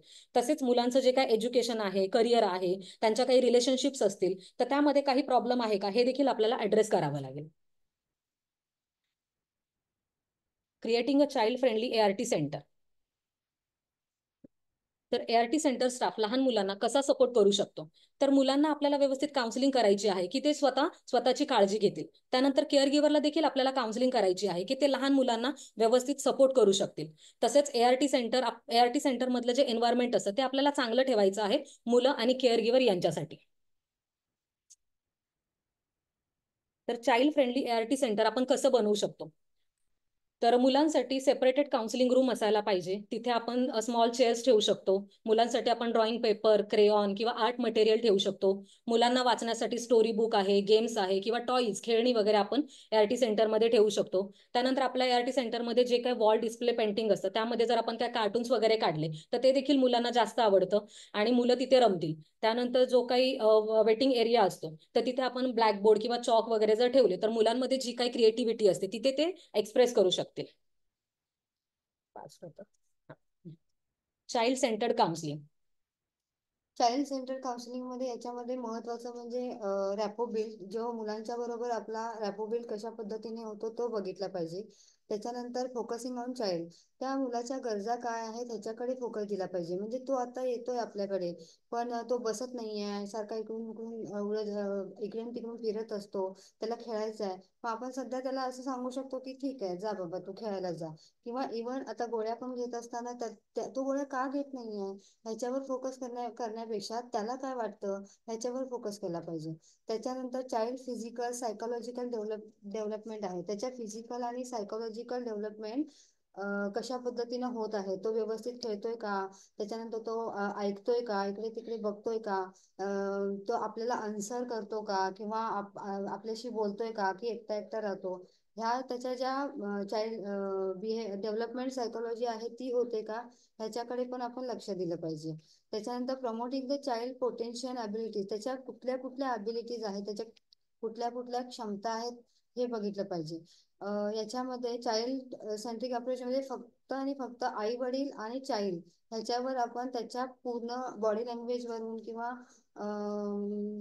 त्याच्यामध्ये असणारं नॉलेज किंवा त्याच्यामध्ये असणाऱ्या कपॅसिटीज कुठल्या आहेत, क्षमता कुठल्या आहेत, याच्यावर आपण काउन्सिलिंग आपलं केलं पाहिजे. पुढच्या आधीने कसं याच्यामध्ये रॅपो बिल्ड आहे, लिसनिंग आहे, तो मुलगा काय म्हणतो किंवा CLHIV पेशंट असतो त्याला काय म्हणायचं आहे त्याचं म्हणणं आपण ऐकून घेतलं पाहिजे. त्याच्या इमोशन्स काय आहेत, acceptance and non judgemental attitude, याची त्यानं आपल्याला ऍक्सेप्ट केलेलं आहे का किंवा नॉन जजमेंटल ॲटिट्यूड आपला नसला पाहिजे. क्वेश्चनिंग अँड पॅराफ्रेजिंग, याच्यामध्ये सपोज आपल्याला एखाद्या मुलाला आपण काउन्सिलिंग करतो तर ते काउन्सिलिंग केल्यानंतर त्याचे क्वेश्चन आणि आन्सर असे दोन्हीकडून आले पाहिजेत, काउन्सिलर कडून पण आले पाहिजेत, मुलाकडून पण आले पाहिजेत. आणि त्या मुलाला विचारलं पाहिजे की सांग बाबा आता मला तू मी जे जे सांगितलेलं आहे ते मला एकदा रिपीट कर, असं थोडंसं त्याचं पॅराफ्रेजिंग केलं तर याचा इफेक्ट आपल्या काउन्सिलिंगवर किंवा चाइल्ड सेंट्रिक काउन्सिलिंगवर जास्त पडू शकतो. Counselling the care giver and child for life long ART. यामध्ये ART काउन्सिलिंगचे 3 स्टेज आहे. तर प्रिपेअर्डनेस काउन्सिलिंग, अधेरन्स काउन्सिलिंग आणि फॉलोअप काउन्सिलिंग. तर आधी प्रिपेअर्डनेस काउन्सिलिंग बघू. तर पेशंट आपल्याकडे जेव्हा येतो तेव्हा तो नवीन असतो, तर आपल्याला त्याला व्यवस्थित प्रिपेअर्ड करावं लागेल की त्याने लाईफ लॉंग ART घेतली पाहिजे. त्यामध्ये त्याला HIV बद्दल पूर्ण माहिती द्यायची आहे, जेणेकरून त्याचा पुढचा अधेरन्स चांगला येईल आणि आउटकम पण चांगला निघेल. आणि हे जे आहे ते आपलं एका काउन्सिलिंग सेशन मध्ये होणार नाहीये, तर त्याला दरवेळी काउन्सिलिंग करायची आहे, ट्रीटमेंट बद्दल त्याला माहिती द्यायची आहे. नवीन पेशंट असेल म्हणजे लहान मुलगा जर असेल तर त्याचे केअर गिव्हर कोण आहेत हे आपल्याला व्यवस्थित आयडेंटिफाय करावं लागेल आणि त्याला HIV ट्रीटमेंट आणि ART बद्दल त्याला माहिती द्यायची आहे. आणि एक मेजर डिफरन्स असा असतो की अडल्ट आणि चाइल्ड काउन्सिलिंगमध्ये की चाइल्ड हा पूर्णपणे केअर गिव्हर म्हणजे अडल्टवर डिपेंड असतो, म्हणून आपल्याला दोघांनाही काउन्सिलिंगमध्ये किंवा आपल्या काउन्सिलिंग सेशनमध्ये इन्व्हॉल्व्ह करायचं आहे आणि दोघांनाही व्यवस्थित काउन्सिलिंग करायची आहे. आता आपण ट्रीटमेंट प्रिपेअर्डनेसचे 5A बघू. तर असेस, असिस्ट, ऍडवाइस, अरेंज आणि ऍग्री. असेस तर आपल्याला बघायचं आहे की चाइल्ड आणि केअर गिव्हरला HIV ट्रीटमेंट आणि ART बद्दल किती माहिती आहे. दुसरं असं की काय काय अडचणी येऊ शकतात अधेरन्स मध्ये ते बघायचं आहे. म्हणजे सोशल सपोर्ट सिस्टम मध्ये फॅमिलीचा सपोर्ट आणि नातेवाईकांचा सपोर्ट कसा आहे हे आपल्याला बघायचं आहे.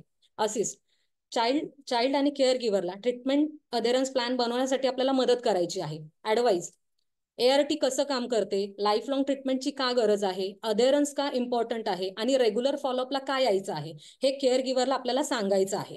अरेंज जेव्हा एखादा पेशंट आपल्याकडे नवीन येतो तेव्हा त्याचं मेडिकल इन्व्हेस्टिगेशन आपल्याला करावी लागतात, म्हणजे ब्लड टेस्ट आहे, एक्सरे आहे, तर याची व्यवस्था आपण त्यांना करून द्यायला पाहिजे. हे सगळ्या गोष्टी कुठे होतात आपल्या सेंटरमध्ये ते त्यांना आपल्याला सांगायचं आहे. नंतर ऍग्री चाइल्ड आणि केअर गिव्हरला HIV बद्दल व्यवस्थित माहिती द्यायची आहे, जेणेकरून ARTची ट्रीटमेंट ते व्यवस्थित घेतील आणि त्यांचा अधेरन्स चांगला ठेवतील. आता ART मेडिसिन बद्दल आपण पेशंटला पूर्ण माहिती द्यायची आहे. तर त्याच्यामध्ये आधी एक्सप्लेन व्हॉट, तर ज्या काय आपले औषधं असतात, जी गोळी असते, तर त्या गोळीचा आकार कसा असतो, ती पिल्स आहे की सिरप मध्ये आहे, त्याचा कलर कसा आहे, हे सगळं आपल्याला केअर गिव्हरला सांगायचं आहे. तसेच अर्ध्या तासाच्या आतमध्ये जर मुलांनी उलटी केली गोळी खाल्ल्यानंतर तर ते औषध त्यांना पुन्हा द्यायचं हे पण आपल्याला त्यांना सांगायचं आहे.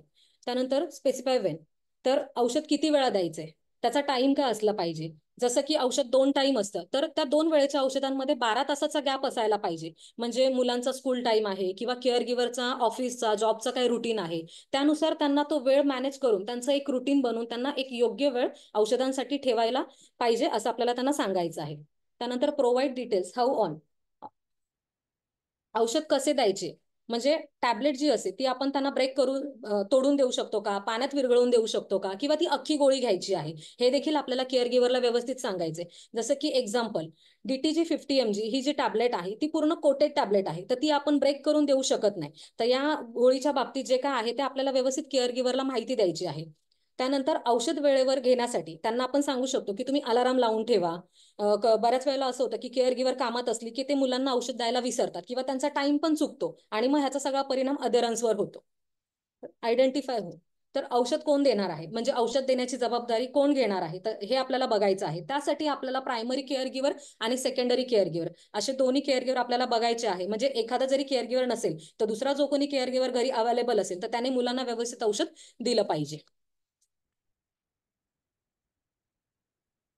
तर ARTचे काय काय साईड इफेक्ट होऊ शकतात. काउन्सिलिंग करताना आपण त्यांना जे काही मायनर साईड इफेक्ट्स होतात ते आपण केअर गिव्हरला सांगायचं आहे. जसं की नवशिया आहे म्हणजे मळमळ होणं, पोट दुखणं, डोकं दुखणं, तर ह्या सगळ्या गोष्टी मुलांना होत असतात. तर याच्यासाठी आपण घरगुतीच म्हणून काय उपचार करू शकतो. तर एक्झाम्पल, समजा जर एखाद्या मुलाला TLD चालू आहे तर त्यांना आपल्याला सांगायचे की औषध घेण्याच्या 2 तासाआधी तुम्ही टीव्ही किंवा फोन बघू नका, जेणेकरून तुमचं डोकं दुखेल आणि तुम्हाला झोप पण चांगली येणार नाही. आणि औषध घेण्याच्या आधी पोटभर जेवण करूनच नंतरच तुम्ही औषध घ्या. आणि जनरली औषध घेतल्यानंतर तुम्ही अर्ध्या तासामध्ये झोपा किंवा आराम करा, म्हणजे तुमच्यावर गोळीचा परिणाम चांगला होईल.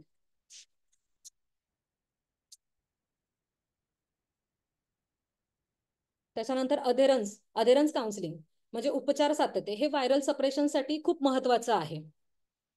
चाइल्ड आणि केअर गिव्हरला ART चालू करताना अधेरन्स काउन्सिलिंग करायची आहे. तसेच पुढे जेव्हा ते फॉलोअपला येतात तेव्हा त्यांना अधेरन्स काउन्सिलिंग करायची आहे. आणि दर विजिटला त्यांचा अधेरन्स आपल्याला बघायचा आहे, हे खूप महत्वाचं आहे.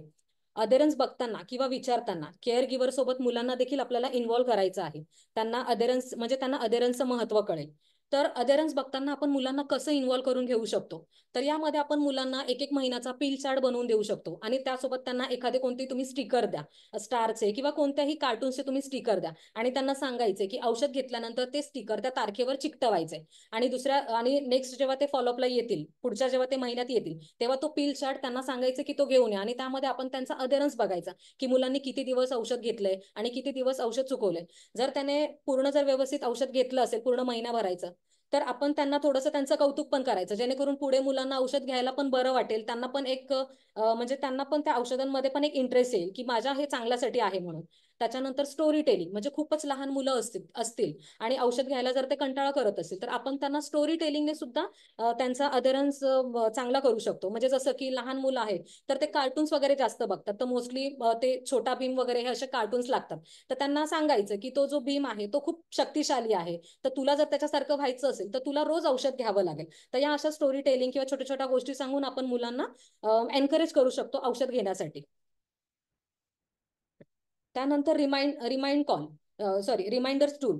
तर याच्यासाठी आपण केअर गिव्हर किंवा पेशंटला सांगू शकतो की तुम्ही मोबाईलमध्ये अलाराम लावा किंवा SMS रिमाइंडर करा, किंवा आपण त्यांना रिफिल बॉक्सेस देऊ शकतो. आणि दर महिन्याला ते जे रिफिल बॉक्सेस असतात ते आपण चेक करायचे, म्हणजे औषध त्यांनी किती घेतले हे आपल्याला कळेल. त्यानंतर औषधं त्यांनी किती घेतले हे आपल्याला कळेल आणि त्यांचा अधेरन्स कसा आहे त्या महिन्याचा ते आपल्याला लक्षात येईल.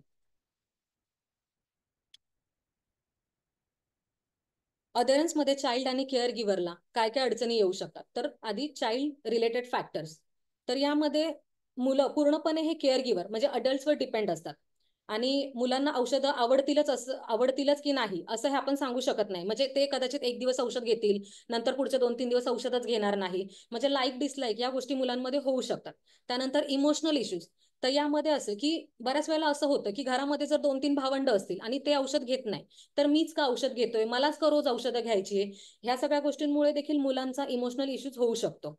त्यानंतर मॅनिप्युलेट, म्हणजे बऱ्यापैकी असं होतं की मुलं आई वडिलांना सांगतात की आम्ही रोज औषध घेणार, पण आम्हाला ही वस्तू द्यायची, आम्हाला हे गिफ्ट हवंय. म्हणजे जसं की आमच्याकडे एक एक्झाम्पल होतं की एका मुलाने त्याच्या आईला सांगितलेलं मी औषध रोज घेईल, पण त्यासाठी मला तू iPhone द्यायचा आहे म्हणून. तर असं मॅनिप्युलेट केलं जातं केअर गिव्हरला. त्यानंतर अदर इन्फेक्शन अँड मेडिकेशन. तर यामध्ये ART बरोबर जर मुलांना टीबीचे जर पिल्स चालू असतील, टीबीच्याही गोळ्या चालू असतील, तर तो जो पिल्स लोड असतो त्यामुळे देखील मुलं कंटाळा करतात औषध घेण्यासाठी. Care giver related factors. तर कधी कधी केअर गिव्हरला ट्रीटमेंट बद्दल माहिती नसते आणि तेवढी त्यांची समजही नसते. म्हणजे रोज जर औषधं घेतली नाही तर आजार वाढण्याची शक्यता असते, याबद्दल त्यांना कल्पना नसते. मिसकन्सेप्शन. बऱ्याच वेळेला असं होतं की ART चालू असताना देखील त्यांचा ART वर जास्त विश्वास नसतो, म्हणजे ते बाकीचे बाहेर आयुर्वेदिक किंवा होमिओपॅथिक देखील औषध करत असतात. हे एक मिसकन्सेप्शन केअर गिव्हर मध्ये असू शकतं. त्यानंतर बऱ्याच वेळी केअर गिव्हरला कामाच्या काही शिफ्ट्स असतात, त्यामुळे ते मुलांना औषध द्यायचं विसरतात किंवा त्यांचा टाइम चुकतो, मागे पुढे होतो आणि यामुळे त्यांचा अधेरन्सवर देखील परिणाम होतो. त्यानंतर 1-2 दिवस जरी औषध चुकलं तर काही त्याचा वाईट परिणाम होणार नाही, असा ऍटिट्यूड हा केअर गिव्हर मध्ये आपल्याला बऱ्याच वेळा दिसून येतो. त्यानंतर बदलते केअर गिव्हर. दरवेळेला जसे केअर गिव्हर बदलतात, तर त्यांना व्यवस्थित माहिती आहे का की मुलांना या वेळेला ही गोळी द्यायची आहे, कोणत्या वेळेला त्यांना किती टॅबलेट दिला गेला पाहिजे. तर हे पण त्या बदलत्या केअर गिव्हरला माहिती असलं पाहिजे. आणि मुलं आणि केअर गिव्हर किंवा कोणतेही त्यांचे जे रिलेटिव्ह आहेत त्यांच्याबरोबर त्यांचं रिलेशनशिप देखील चांगलं असलं पाहिजे. फॉलोअप काउन्सिलिंग, यामध्ये अधरन्स फटिग इन CLHIV. तर रोज रोज औषधं घेऊन मुलांना पण कंटाळा येतो, ते पण रोज औषध घेऊन थकतात, किंवा मलाच का रोज औषध घ्यायचंय म्हणून हा प्रश्न त्यांना पडलेला असतो. तर मोस्टली हे 2 वर्षानंतर जाणवतं. आणि हे आपल्याला कसं समजेल, तर जेव्हा आपण त्यांची काउन्सिलिंग करतो तेव्हा त्यांचा जो कॉन्फिडन्स लेवल, ऍटिट्यूड मध्ये आपल्याला जो चेंज दिसतो, म्हणजे घरामध्ये बाकीचे भावंड किंवा त्यांचा जो मित्र परिवार असतो ते का औषध घेत नाहीये, मलाच का औषध घ्यायचंय रोज. तर हा जो त्यांचा विचार असतो, याबद्दल ते सतत विचार करतात, आणि याचा कुठेतरी परिणाम त्यांच्या सायकोलॉजीवर होतो. म्हणजे ते डिप्रेशनमध्ये जाण्याची भीती निर्माण होऊ शकते, आणि या सगळ्यांचा परिणाम त्यांच्या एज्युकेशनवर, म्हणजे त्यांच्या स्कूल परफॉर्मन्सवर होऊ शकतो. आणि केअर गिव्हरला देखील असं सगळं मुलांना झाल्यावर केअर गिव्हरला देखील कंटाळा येतो मुलांना औषधं द्यायला, मग कुठेतरी ते औषधं देणं टाळतात. आणि म्हणून त्यांचा अधेरन्स प्रॉब्लेम व्यवस्थित आपण बघून त्यांची काउन्सिलिंग केली पाहिजे, म्हणजे पुढे त्यांचा अधेरन्स चांगला येईल आणि त्यांचा आउटकम देखील चांगला येईल.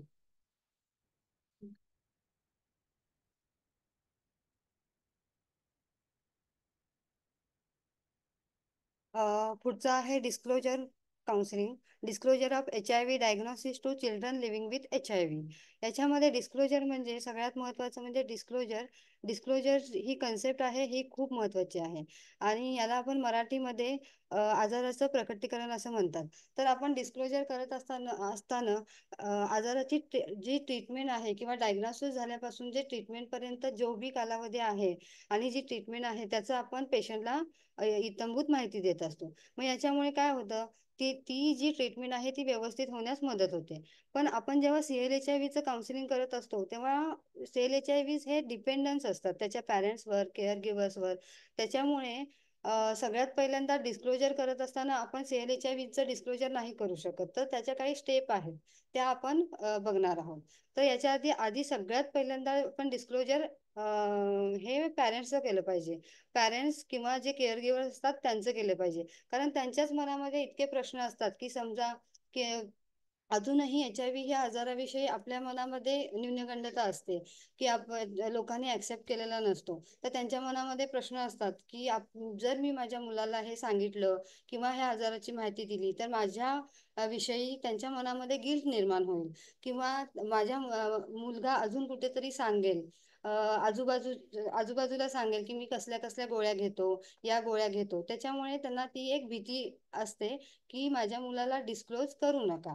पण आपण डिस्क्लोज करत असताना कोणत्या पद्धतीने डिस्क्लोज करणार, त्याचे सकारात्मक परिणाम काय होणार आहेत, त्याचे नकारात्मक परिणाम काय होणार आहेत, याचं जर पूर्णपणे नॉलेज आपण पॅरेंट्सना, केअर गिव्हरना दिलं तर डिस्क्लोजर हा सेशन खूप व्यवस्थितरित्या आपण करू शकतो.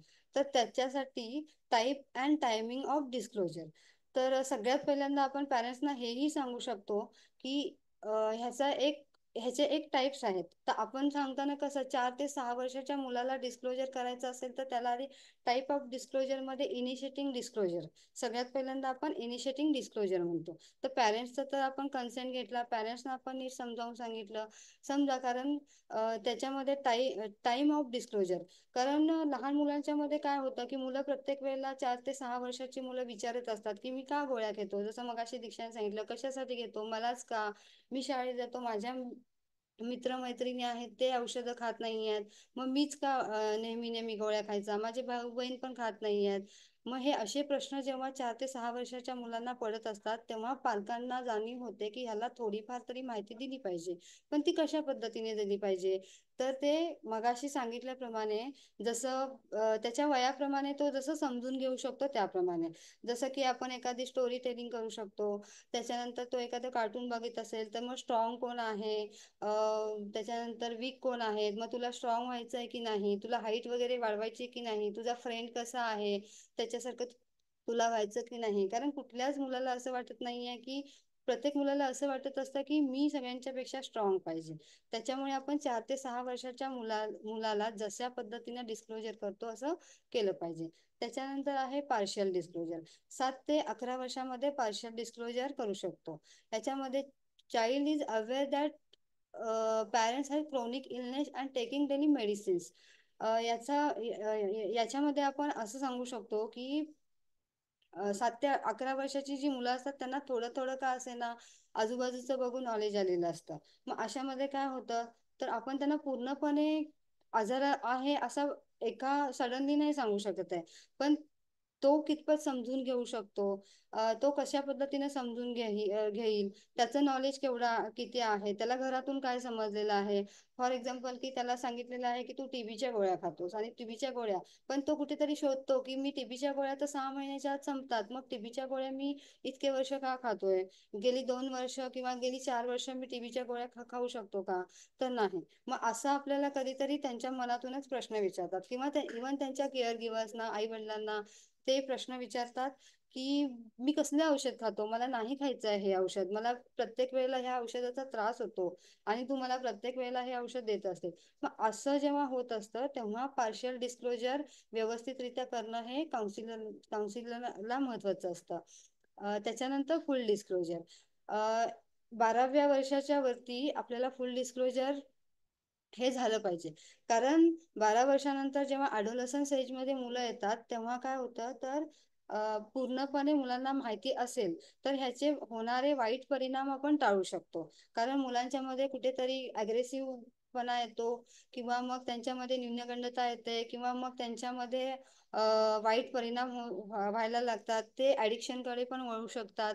मग अशामध्ये जर आपण HIV डिस्क्लोजर योग्यरित्या आणि योग्य पद्धतीने जर आपण केलं आणि हे पॅरेंट्सना, केअर गिव्हरना व्यवस्थित समजावून सांगितलं तर तर सेल HIV जो बच्चू असतो तो व्यवस्थित हँडल करू शकतो. त्याच्यानंतर age appropriate counselling message about infection, HIV infection 3 to 6 year. याच्यामध्ये 3 ते 6 वर्षाच्या मुलाला आपण हा मेसेज देऊ शकतो की तुला व्यवस्थित राहायचं आहे, तुला व्यवस्थित राहण्यासाठी, ताकद वाढवण्यासाठी तुला गोळ्या खायच्या. मग त्याच्यामध्ये डिस्क्लोजर हा पार्ट असा येतो की आपल्या बॉडीमध्ये एक जंतू आहे आणि तो जंतू काय करतो, तर आपल्याला कमजोर बनवतो, आपली हाईट नाही वाढू देणार, आपली उंची नाही वाढू देणार, त्याच्यामुळे तू सारखा सारखा आजारी पडत राहणार आणि हॉस्पिटलमध्ये पण जाऊ शकतो. असं आपण जर त्याला सांगितलं तर कदाचित तो बच्चू आहे तो व्यवस्थित मेडिसिन पण घेईल आणि त्याला कुठेतरी थोडंसं बरं वाटेल आणि पॅरेंट्सना पण ठीक वाटेल. त्याच्यानंतर 6 ते 9 वर्षाची जी मुलं आहेत त्याच्यामध्ये जम्प्स काय आहे हे आपण सांगू शकतो. त्याच्यानंतर त्याला स्टोरी टेलिंगमध्ये ह्या मुलांना पण सांगू शकतो किंवा एखादं पुस्तक वाचलं असेल किंवा मग तुला आवडणाऱ्या गोष्टी कोणत्या आहेत, त्याच्यामध्ये चांगल्या गोष्टी कोणत्या आहेत, यांच्या थ्रू जर आपण काउन्सिलिंग केलं आणि त्याला डिस्क्लोज केलं त्याला आवडणाऱ्या गोष्टींनी, तर आपण अशा पद्धतीने त्याला डिस्क्लोजर करू शकतो. 9 ते 12 वर्षाच्या मुलांच्या मध्ये आपण पूर्णपणे डिस्क्लोजर करायचा प्रयत्न केला पाहिजे. जसं की शाळेमध्ये शिकवत असतात, एखाद्या वेगवेगळ्या आजारांच्या विषयी माहिती असते, तर कुठले कुठले आजार आहेत आणि ते आपल्याला होऊ शकत नाहीत. मग ह्या म्हणजे TB आहे, शुगर BP आहे, इव्हन निमोनिया आहे, असे सगळे आजार बऱ्याच लोकांना माहिती असतात, बऱ्याच मुलांना माहिती असतात. मग तुला HIV विषयी माहिती आहे का? मग त्याच्याविषयी डायरेक्ट पण न बोलता त्याला कुठल्या कुठल्या आजारांची आणि माहिती असेल तरी पण त्याला रूट ऑफ ट्रान्समिशन वगैरे हे पुढची प्रोसिजर आपण 9 ते 12 वर्षाच्या मुलाला तो जशा पद्धतीनं समजून घेईल तसं आपण सांगू शकतो. कारण डिस्क्लोजर ही ऑनगोईंग प्रोसेस आहे, आपण एका दिवसामध्ये किंवा एका तासामध्ये त्याला नाही होऊ शकत. तो कशा पद्धतीने समजून घेणार आणि तो कसा त्याचं बिहेवियर होईल, तर ह्याच्यामध्ये आपल्याला पॅरेंट्सना इन्व्हॉल्व करावं लागेल. कारण जास्तीत जास्त पॅरेंट्सनी काय सांगितलेलं आहे आणि ते कशा पद्धतीने सांगतात हे महत्वाचं आहे. आणि दुसरी गोष्ट याच्यामध्ये अशी आहे की पॅरेंट्स जेव्हा सांगतील, ऑब्झर्वेशन करायला सांगायचं पॅरेंट्सना की मी डिस्क्लोजर तर केलेलं आहे थोडं थोडं, पण अजून याच्या मनामध्ये कुठले कुठले प्रश्न आहेत, ह्याचं बिहेवियर काय आहे, तो शांत राहतो का त्याने ऍक्सेप्ट केलेला आहे का, हे आपण याच्यामध्ये हा मेसेज आपण देऊ शकतो.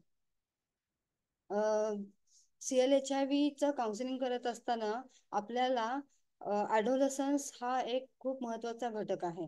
जेव्हा ॲडोलसन्स महत्त्वाचा आणि सेन्सिटिव्ह घटक आहे, त्याच्यामध्ये 10 ते 19 वर्षाच्या मुलांना आपण समजू शकतो. तर काउन्सिलिंग फॉर ॲडोलसन्स, तर ॲडोलसन्सचं काउन्सिलिंग करताना खूप चॅलेंजना आपल्याला फेस करावं लागतं.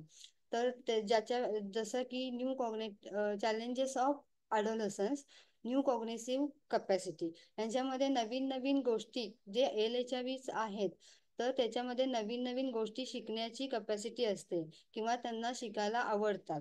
इन्व्हॉल्विंग अ डिसिजन कपॅसिटी, ते प्रत्येक डिसिजन मध्ये त्यांना इन्व्हॉल्व्ह व्हायचं असतं, मग ते चांगलं असू दे किंवा मग वाईट असू दे. प्रत्येक वेळेला त्यांना असं वाटतं की मी आता याच्यामध्ये इन्व्हॉल्व्ह होऊ शकतो आणि हे माझा पार्ट आहे. स्ट्रगलर ऑफ इंडिपेंडन्स, तर ते स्वतःशीच कधी कधी स्ट्रगल करत असतात. हा, म्हणजे मी हे करू शकतो, मला हे करायचंच आहे, पण त्याच्यानंतर कोणीतरी घरातले बोलतात की नाही नाही तुला हे नाही करता येणार, मग अशामध्ये त्यांची द्विधा मनस्थिती होते. क्वेश्चन अथॉरिटी, त्यांना असं वाटतं डॉक्टर्स आणि पॅरेंट्स, त्यांना डॉक्टर्सना पॅरेंट्सना क्वेश्चन करण्याची अथॉरिटी आहे. म्हणजे सपोज की मला कसा झाला हा आजार, असं कधी कधी विचारू शकतात आणि त्याचं योग्य ते आन्सर त्यांना मिळालं पाहिजे. Need to identify with peers, ते पियर शोधत असतात किंवा समवयस्कर गटांच्या बरोबर त्यांचा चांगला रॅपो बिल्ड होतो. त्याच्यानंतर प्री ऑक्युपेशन्स विथ सेल्फ इमेज कडे त्यांचं जास्त लक्ष असतं. म्हणजे मला त्यांचा एखादा रोल मॉडेल असतो, मला ह्या हिरो सारखं व्हायचं आहे किंवा मला ह्या हिरोईनी सारखं व्हायचं आहे, मला क्रिकेटर व्हायचं आहे. म्हणजे अशी एक सेल्फ इमेज त्यांच्या मनामध्ये तयार झालेली असते. इव्हन रिस्क टेकिंग बिहेवियर, तर याच्यामध्ये रिस्क टेकिंग बिहेवियर मध्ये ही मुलं खूप रिस्क घेतात कधी कधी. म्हणजे फॉर एक्झाम्पल द्यायचं झालं तर समजा की एखाद्या बाईकची रेस आहे, त्याच्यामध्ये त्यांना कसलाही अनुभव नसतो. मग अशा वेळी पण ते त्या बाईकची रेस ते चालवू शकतात किंवा ती बाईक चालवू शकतात. मग ऍक्सिडेंट होईल किंवा त्याचे परिणाम काय होईल, चांगले होतील का वाईट होतील, वाईट झाले तर काय करता येईल, ह्याचं त्यांना नॉलेज नसतं किंवा ह्याच्यामध्ये त्यांची द्विधा मनस्थिती असते, ते कन्फ्युजन असतात. आणि ह्या सगळ्या चॅलेंजेसना, हे सगळे चॅलेंजेस ॲडोलसन्स मध्ये असतात.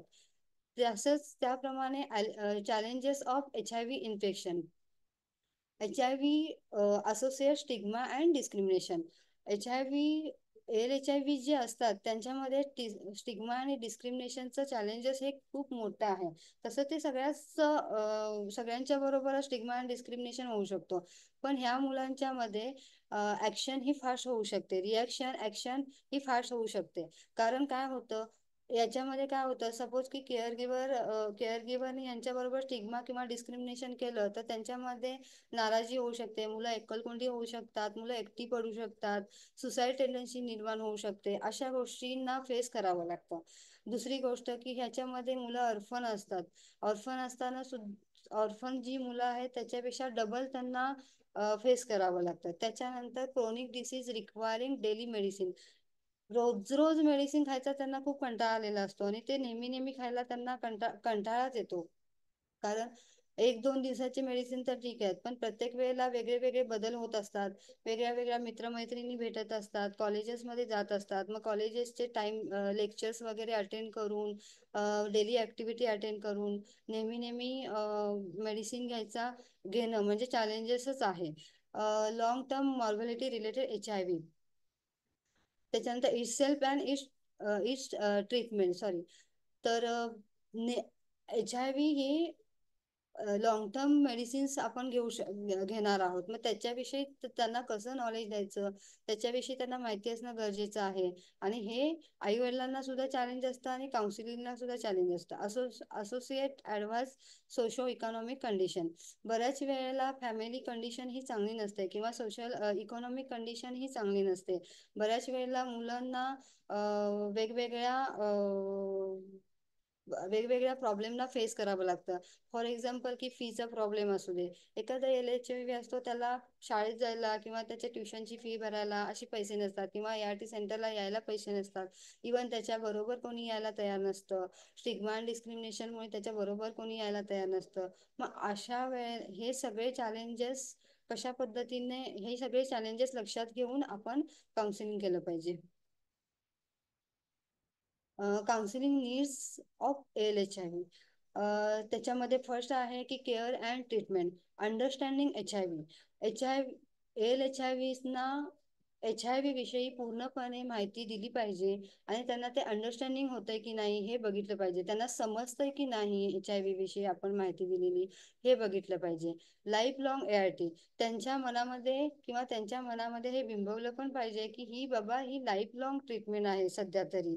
कारण त्यांच्या मनामध्ये बऱ्याच वेळेला हा प्रश्न निर्माण होतो की मॅडम अजून किती वर्ष, आता मी 17 वर्षाचा झालो, आता मी 18 वर्षाचा झालो, मग अजून किती वर्ष मला ही गोळी घ्यायची आहे. पण सध्या तरी ही आपल्याला लाईफ लॉंग ट्रीटमेंट आहे, तुला डेली औषध घेतलं पाहिजे, याच्याविषयी त्याला माहिती दिली पाहिजे. ट्रीटमेंट आणि अधेरन्स जेव्हा आपण डिस्क्लोजर करतो तेव्हा त्याचा इम्पॅक्ट ट्रीटमेंट आणि अधेरन्सवर ऑटोमॅटिक होतो. मग तो कशा पद्धतीने होतो, कधी कधी तो चांगलाही होतो, कधी कधी तो वाईटही होतो. हा तर ट्रीटमेंट म्हणजे तो सपोज आपण त्याला डिस्क्लोजर केलंय, त्याला चांगल्या पद्धतीची माहिती मिळाली आहे, त्याच्यामुळे त्याच्या मनामध्ये परिवर्तन पण होतं आणि आपल्याला हे गोळ्या व्यवस्थित खाल्ल्याच पाहिजेत. आपण गोळ्या व्यवस्थित खाल्ल्या तर आपलं फ्युचर चांगलं आहे, आपली लाईफ चांगली आहे, आपण आरामात राहू शकतो, ही त्यांच्या मनामध्ये भावना निर्माण झाली पाहिजे.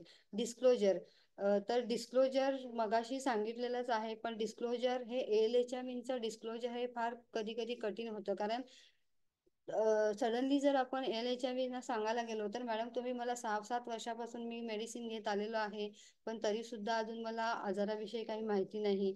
मग ह्याचं डिस्क्लोजर करत असताना आधी पॅरेंट्सना पण घेतलं पाहिजे. त्याच्यानंतर सडनली एखादा लेट डायग्नोसिस ALHIV आपल्याला आला तर त्याचं डिस्क्लोजर करणं कधी कधी फार कठीण जातं. हेल्दी लिव्हिंग आपण कशा पद्धतीनं ट्रीटमेंट घेऊन व्यवस्थित राहू शकतो ह्या नीड्सकडे आपण लक्ष दिलं पाहिजे. न्यूट्रिशन त्याचं व्यवस्थित असलं पाहिजे. त्याच्यानंतर second sex and HIV growing up and changing behaviour. ALHMVच्या मध्ये याची माहिती व्यवस्थितरित्या त्याच्यापर्यंत पोहोचवली पाहिजे. जसं की ग्रोईंग अप म्हणजे काय, जर ALHIV ना आपण काय म्हणतो की कुमारावस्था किंवा किशोरावस्था. मग याच्यामध्ये कुमारावस्थेमध्ये होणारे जे शारीरिक, मानसिक, सामाजिक बदल आहेत त्याची माहिती एखाद्या सेशनद्वारे आपण मुलांना दिली तर ती त्यांच्यापर्यंत जास्त चांगल्या पद्धतीने पोहोचू शकते. जसं की मुलींच्या मध्ये मासिक पाळी येते, त्याच्यानंतर काखेत जाण्यात केस येतात, त्याच्यामध्ये सामाजिक बदल असतील की त्यांच्यामध्ये आजूबाजूचं वातावरण बदललेलं असतं किंवा त्यांच्यानुसार बदललेलं असतं. त्यांना प्रत्येक ऍक्टिव्हिटीमध्ये सहभागी व्हायचं असतं, मुलांना पण प्रत्येक ऍक्टिव्हिटीमध्ये सहभागी व्हायचं असतं, अपोजिट अट्रॅक्शन असतं. तर ह्याच्यामुळे त्यांचं बिहेवियर चेंज होतं. मोठ्या माणसांचं ते लोक ऐकत नाहीत, आई वडील त्यांना दुश्मन वाटतात कधी कधी आणि फ्रेंड्स, मित्र मंडळ यांच्यामध्येच ते रममान होतात. मग ह्याच्यातल्या चांगल्या गोष्टी कुठल्या आहेत, त्याच्यातल्या वाईट गोष्टी कुठल्या आहेत, त्या ग्रोईंगने बिहेवियर जे चेंज होतं ते आपल्याला त्यांना समजावून सांगितलं पाहिजे. सेक्स अँड रिलेशनशिप ALHMच्या मध्ये सेक्स अँड रिलेशनशिप मध्ये हा एक वेगळाच टॉपिक आहे. कारण याच्यामध्ये पूर्ण सेक्शुअल ऍक्टिव्हिटी मध्ये हे लोक जास्त अट्रॅक्टेबल असतात. हा कारण आता सोशल मीडियाचा इतका जास्त वापर आहे तर याचा परिणाम जास्त ALHMVच्या मध्ये होत आहे. तर याच्यामुळे सेक्स बद्दल माहिती दिली पाहिजे, आपलं रिलेशनशिप कुणाबरोबर आहे याच्याबद्दल माहिती दिली पाहिजे, त्याच्या घरच्यांना याच्याविषयी काही माहिती आहे का याच्याबद्दल माहिती दिली पाहिजे. त्याच्यानंतर STI बद्दल माहिती दिली पाहिजे, जसं की सेक्शुअल रिलेशन कोणाबरोबर जर अनप्रोटेक्टेड सेक्स करत असेल आणि त्याच्यामुळे होणारे जे दुष्परिणाम आहेत, कन्सीव्ह होणं असेल किंवा STI असेल, STI रिलेटेड डिसीज असतील, हे त्या मुलाला माहिती आहेत का, किंवा ह्याच्याविषयी ऑलरेडी जर आपण प्रिव्हेंट केलं त्यांना तर त्याचा परिणाम चांगला होऊ शकतो किंवा हे करणं गरजेचं आहे.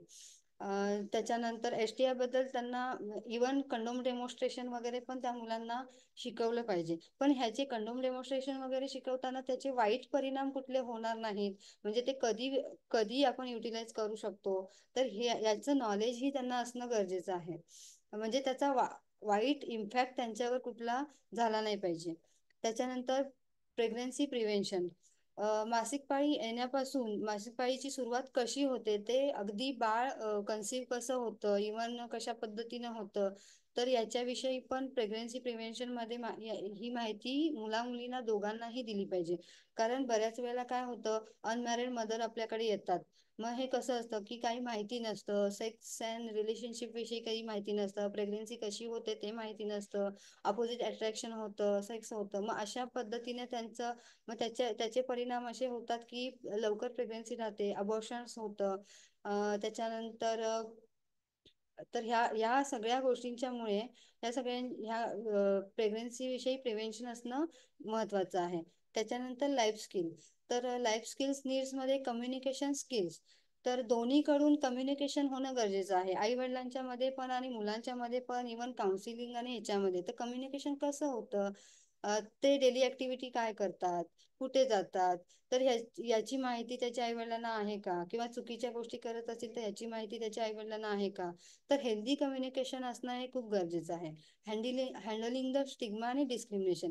आपण आपल्या काउन्सिलिंगमध्ये आपण ALHIV ना हे शिकवलं पाहिजे की स्टिग्मा अँड डिस्क्रिमिनेशन जर झालं असेल तुमच्या बरोबर, तर तुम्ही स्वतः त्याच्याविषयी कसं लढू शकता, किंवा स्वतः त्याच्याविषयी कशा पद्धतीनं ते स्वतः हँडल कसे करू शकतात. त्याच्यानंतर डिसिजन मेकिंग. तुम्ही स्वतः डिसिजन कुठल्या पद्धतीने घेऊ शकता हे आपण त्यांना सांगू शकतो. Planning future. फ्युचरचं प्लॅनिंग हे खूप महत्वाचं आहे. त्याच्याविषयी तुम्ही त्यांना करिअर गायडन्स करू शकता. याच्याविषयी तुम्ही त्यांना करिअर गायडन्स करू शकता. त्याच्यानंतर त्यांचं फ्युचर कशा पद्धतीने चांगलं राहील याच्याविषयी आपण त्यांना सांगणं हे गरजेचं आहे. आणि ह्या सगळ्या नीड्स आपण ALHIVच्या बरोबर काउन्सिलिंग मध्ये करू शकतो. तर सगळ्यात महत्वाचा पार्ट आहे की डिस्क्लोजर इन ALHIV. तर याच्यामध्ये डिस्क्लोजर केल्यानंतर ALHIV कोणता इम्पॅक्ट होतो, त्याचा परिणाम चांगल्या पद्धतीनं काउन्सिलिंगवर, त्याचा परिणाम चांगल्या पद्धतीनं ALHIV वर होतो का, का ते कशा पद्धतीनं घेतात. कारण ही एक ऑन गोईंग प्रोसेस आहे. हे करत असताना म्हणजे एक दिवस आपण काउन्सिलिंग केलं आणि त्यांच्यामध्ये बदल झाला तर असं होणार नाही. कारण घरी गेल्यानंतर त्यांच्या मनामध्ये वेगळे विचार येतात. आणि इथे असल्यानंतर आपण जेवढं सांगतो किंवा आपण जे सेशन घेतो, काउन्सिलिंग सेशन घेतो, त्याच्यामध्ये सांगितलेलं पूर्णच ते करतील असं नाही, आणि ते करायला जमेल असंही नाही. त्याच्यामुळे प्रत्येक वेळेला तो जेव्हा येईल तर एकेका अगदी पॉइंटवर जर आपण बोललो आणि एकेका पॉइंटवर त्याच्यावर बदल करत गेलो तर जास्त चांगलं राहील. त्याच्यामध्ये जबाबदारी पण येईल. Improvement of retention. जसं की प्रत्येक वेळेला तो ART सेंटरला येतो का, त्याच्या रिटेन्शन व्यवस्थित आहे का, जसं की तो मेडिसिन व्यवस्थित घेतो का, त्याचा अधेरन्स व्यवस्थित आहे का, तो फॉलोअप व्यवस्थित देतोय का. त्याच्यानंतर त्याला सपोर्ट, डिस्क्लोजर ऑफ, त्याचा पॅरेंटल सपोर्ट कसा आहे, इम्पॉर्टंट पॅरेंटल सपोर्ट कसा आहे, या पद्धतीनं आपण त्याला, ही याच्यासारखी ऑन गोईंग प्रोसेस आहे. Manage the barriers to disclosure. तर याच्यामध्ये डिस्क्लोजर केल्यानंतर जे बॅरियर्स येतात ते पण आपल्याला मॅनेज करता आलं पाहिजे. कधी कधी डिस्क्लोजर केल्यानंतर आपल्याला पॅरेंट्स सांगतात की मॅडम तुम्ही हे त्यांना सांगितलं पण तो एकटा एकटा राहतो, किंवा त्याच्या मनामध्ये वेगळे वेगळे विचार येतात, किंवा ते ऑन दी स्पॉट कधी कधी रडायला लागतात आणि मग आपल्यालाच बोलतात की हे मलाच का, मीच कशासाठी. अशा गोष्टी जेव्हा मनामध्ये त्यांच्या हे विचार येतात, तर हे विचार घालून त्यांच्यामध्ये पॉझिटिव्ह थिंकिंग कसं येईल ह्याचा आपण विचार केला पाहिजे. तर याच्यामध्ये आपल्याकडे दोन्हीकडून क्वेश्चन आन्सर विचारले पाहिजेत. स्टाफ कडून प्रत्येक वेळेला त्यांना सपोर्ट मिळाला पाहिजे.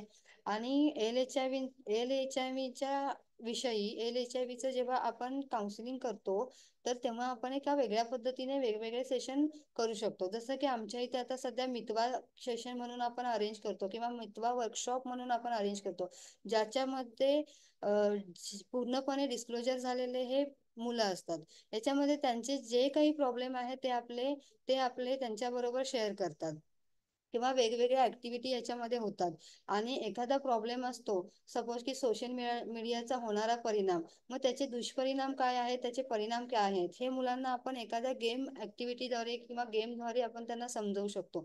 आणि असं त्यांना जर प्रत्येक इव्हन ग्रोईंग अप जर त्यांना आपण अतिशय चांगल्या पद्धतीनं एखाद्या ऍक्टिव्हिटीद्वारे समजावून सांगितलं, प्रेग्नन्सी प्रिव्हेन्शन त्यांना समजावून सांगितलं, तर त्याचा फायदा जास्त होतो. म्हणजे प्रत्येक महिन्यातून एकदा एक ऍक्टिव्हिटी आपण ह्यांच्यासोबत घेऊ शकलो तर LHME बरोबर डिस्क्लोजर प्लस काउन्सिलिंग करणं हे खूप सोपं जातं आपल्याला. थँक्यू, धन्यवाद. Thank you so much Pirzada ma'am, Bali ma'am आणि Shital ma'am. Thank you so much for the wonderful session. कोणाला काही प्रश्न विचारायचे असतील तर प्लीज तुम्ही अनम्यूट करू शकता. माईक ऍक्सेस सगळ्यांना देण्यात आलेला आहे.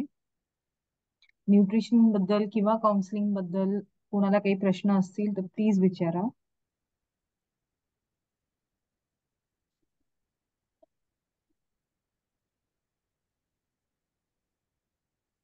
मॅम, तुम्हाला काही प्रश्न विचारायचे आहेत का कोणाला? No ma'am, thank you. Thank you. Thank you so much, ma'am. Thank you to all the participants for patient listening. We'll conclude the session. Thank you ma'am. Thank you. Thank you.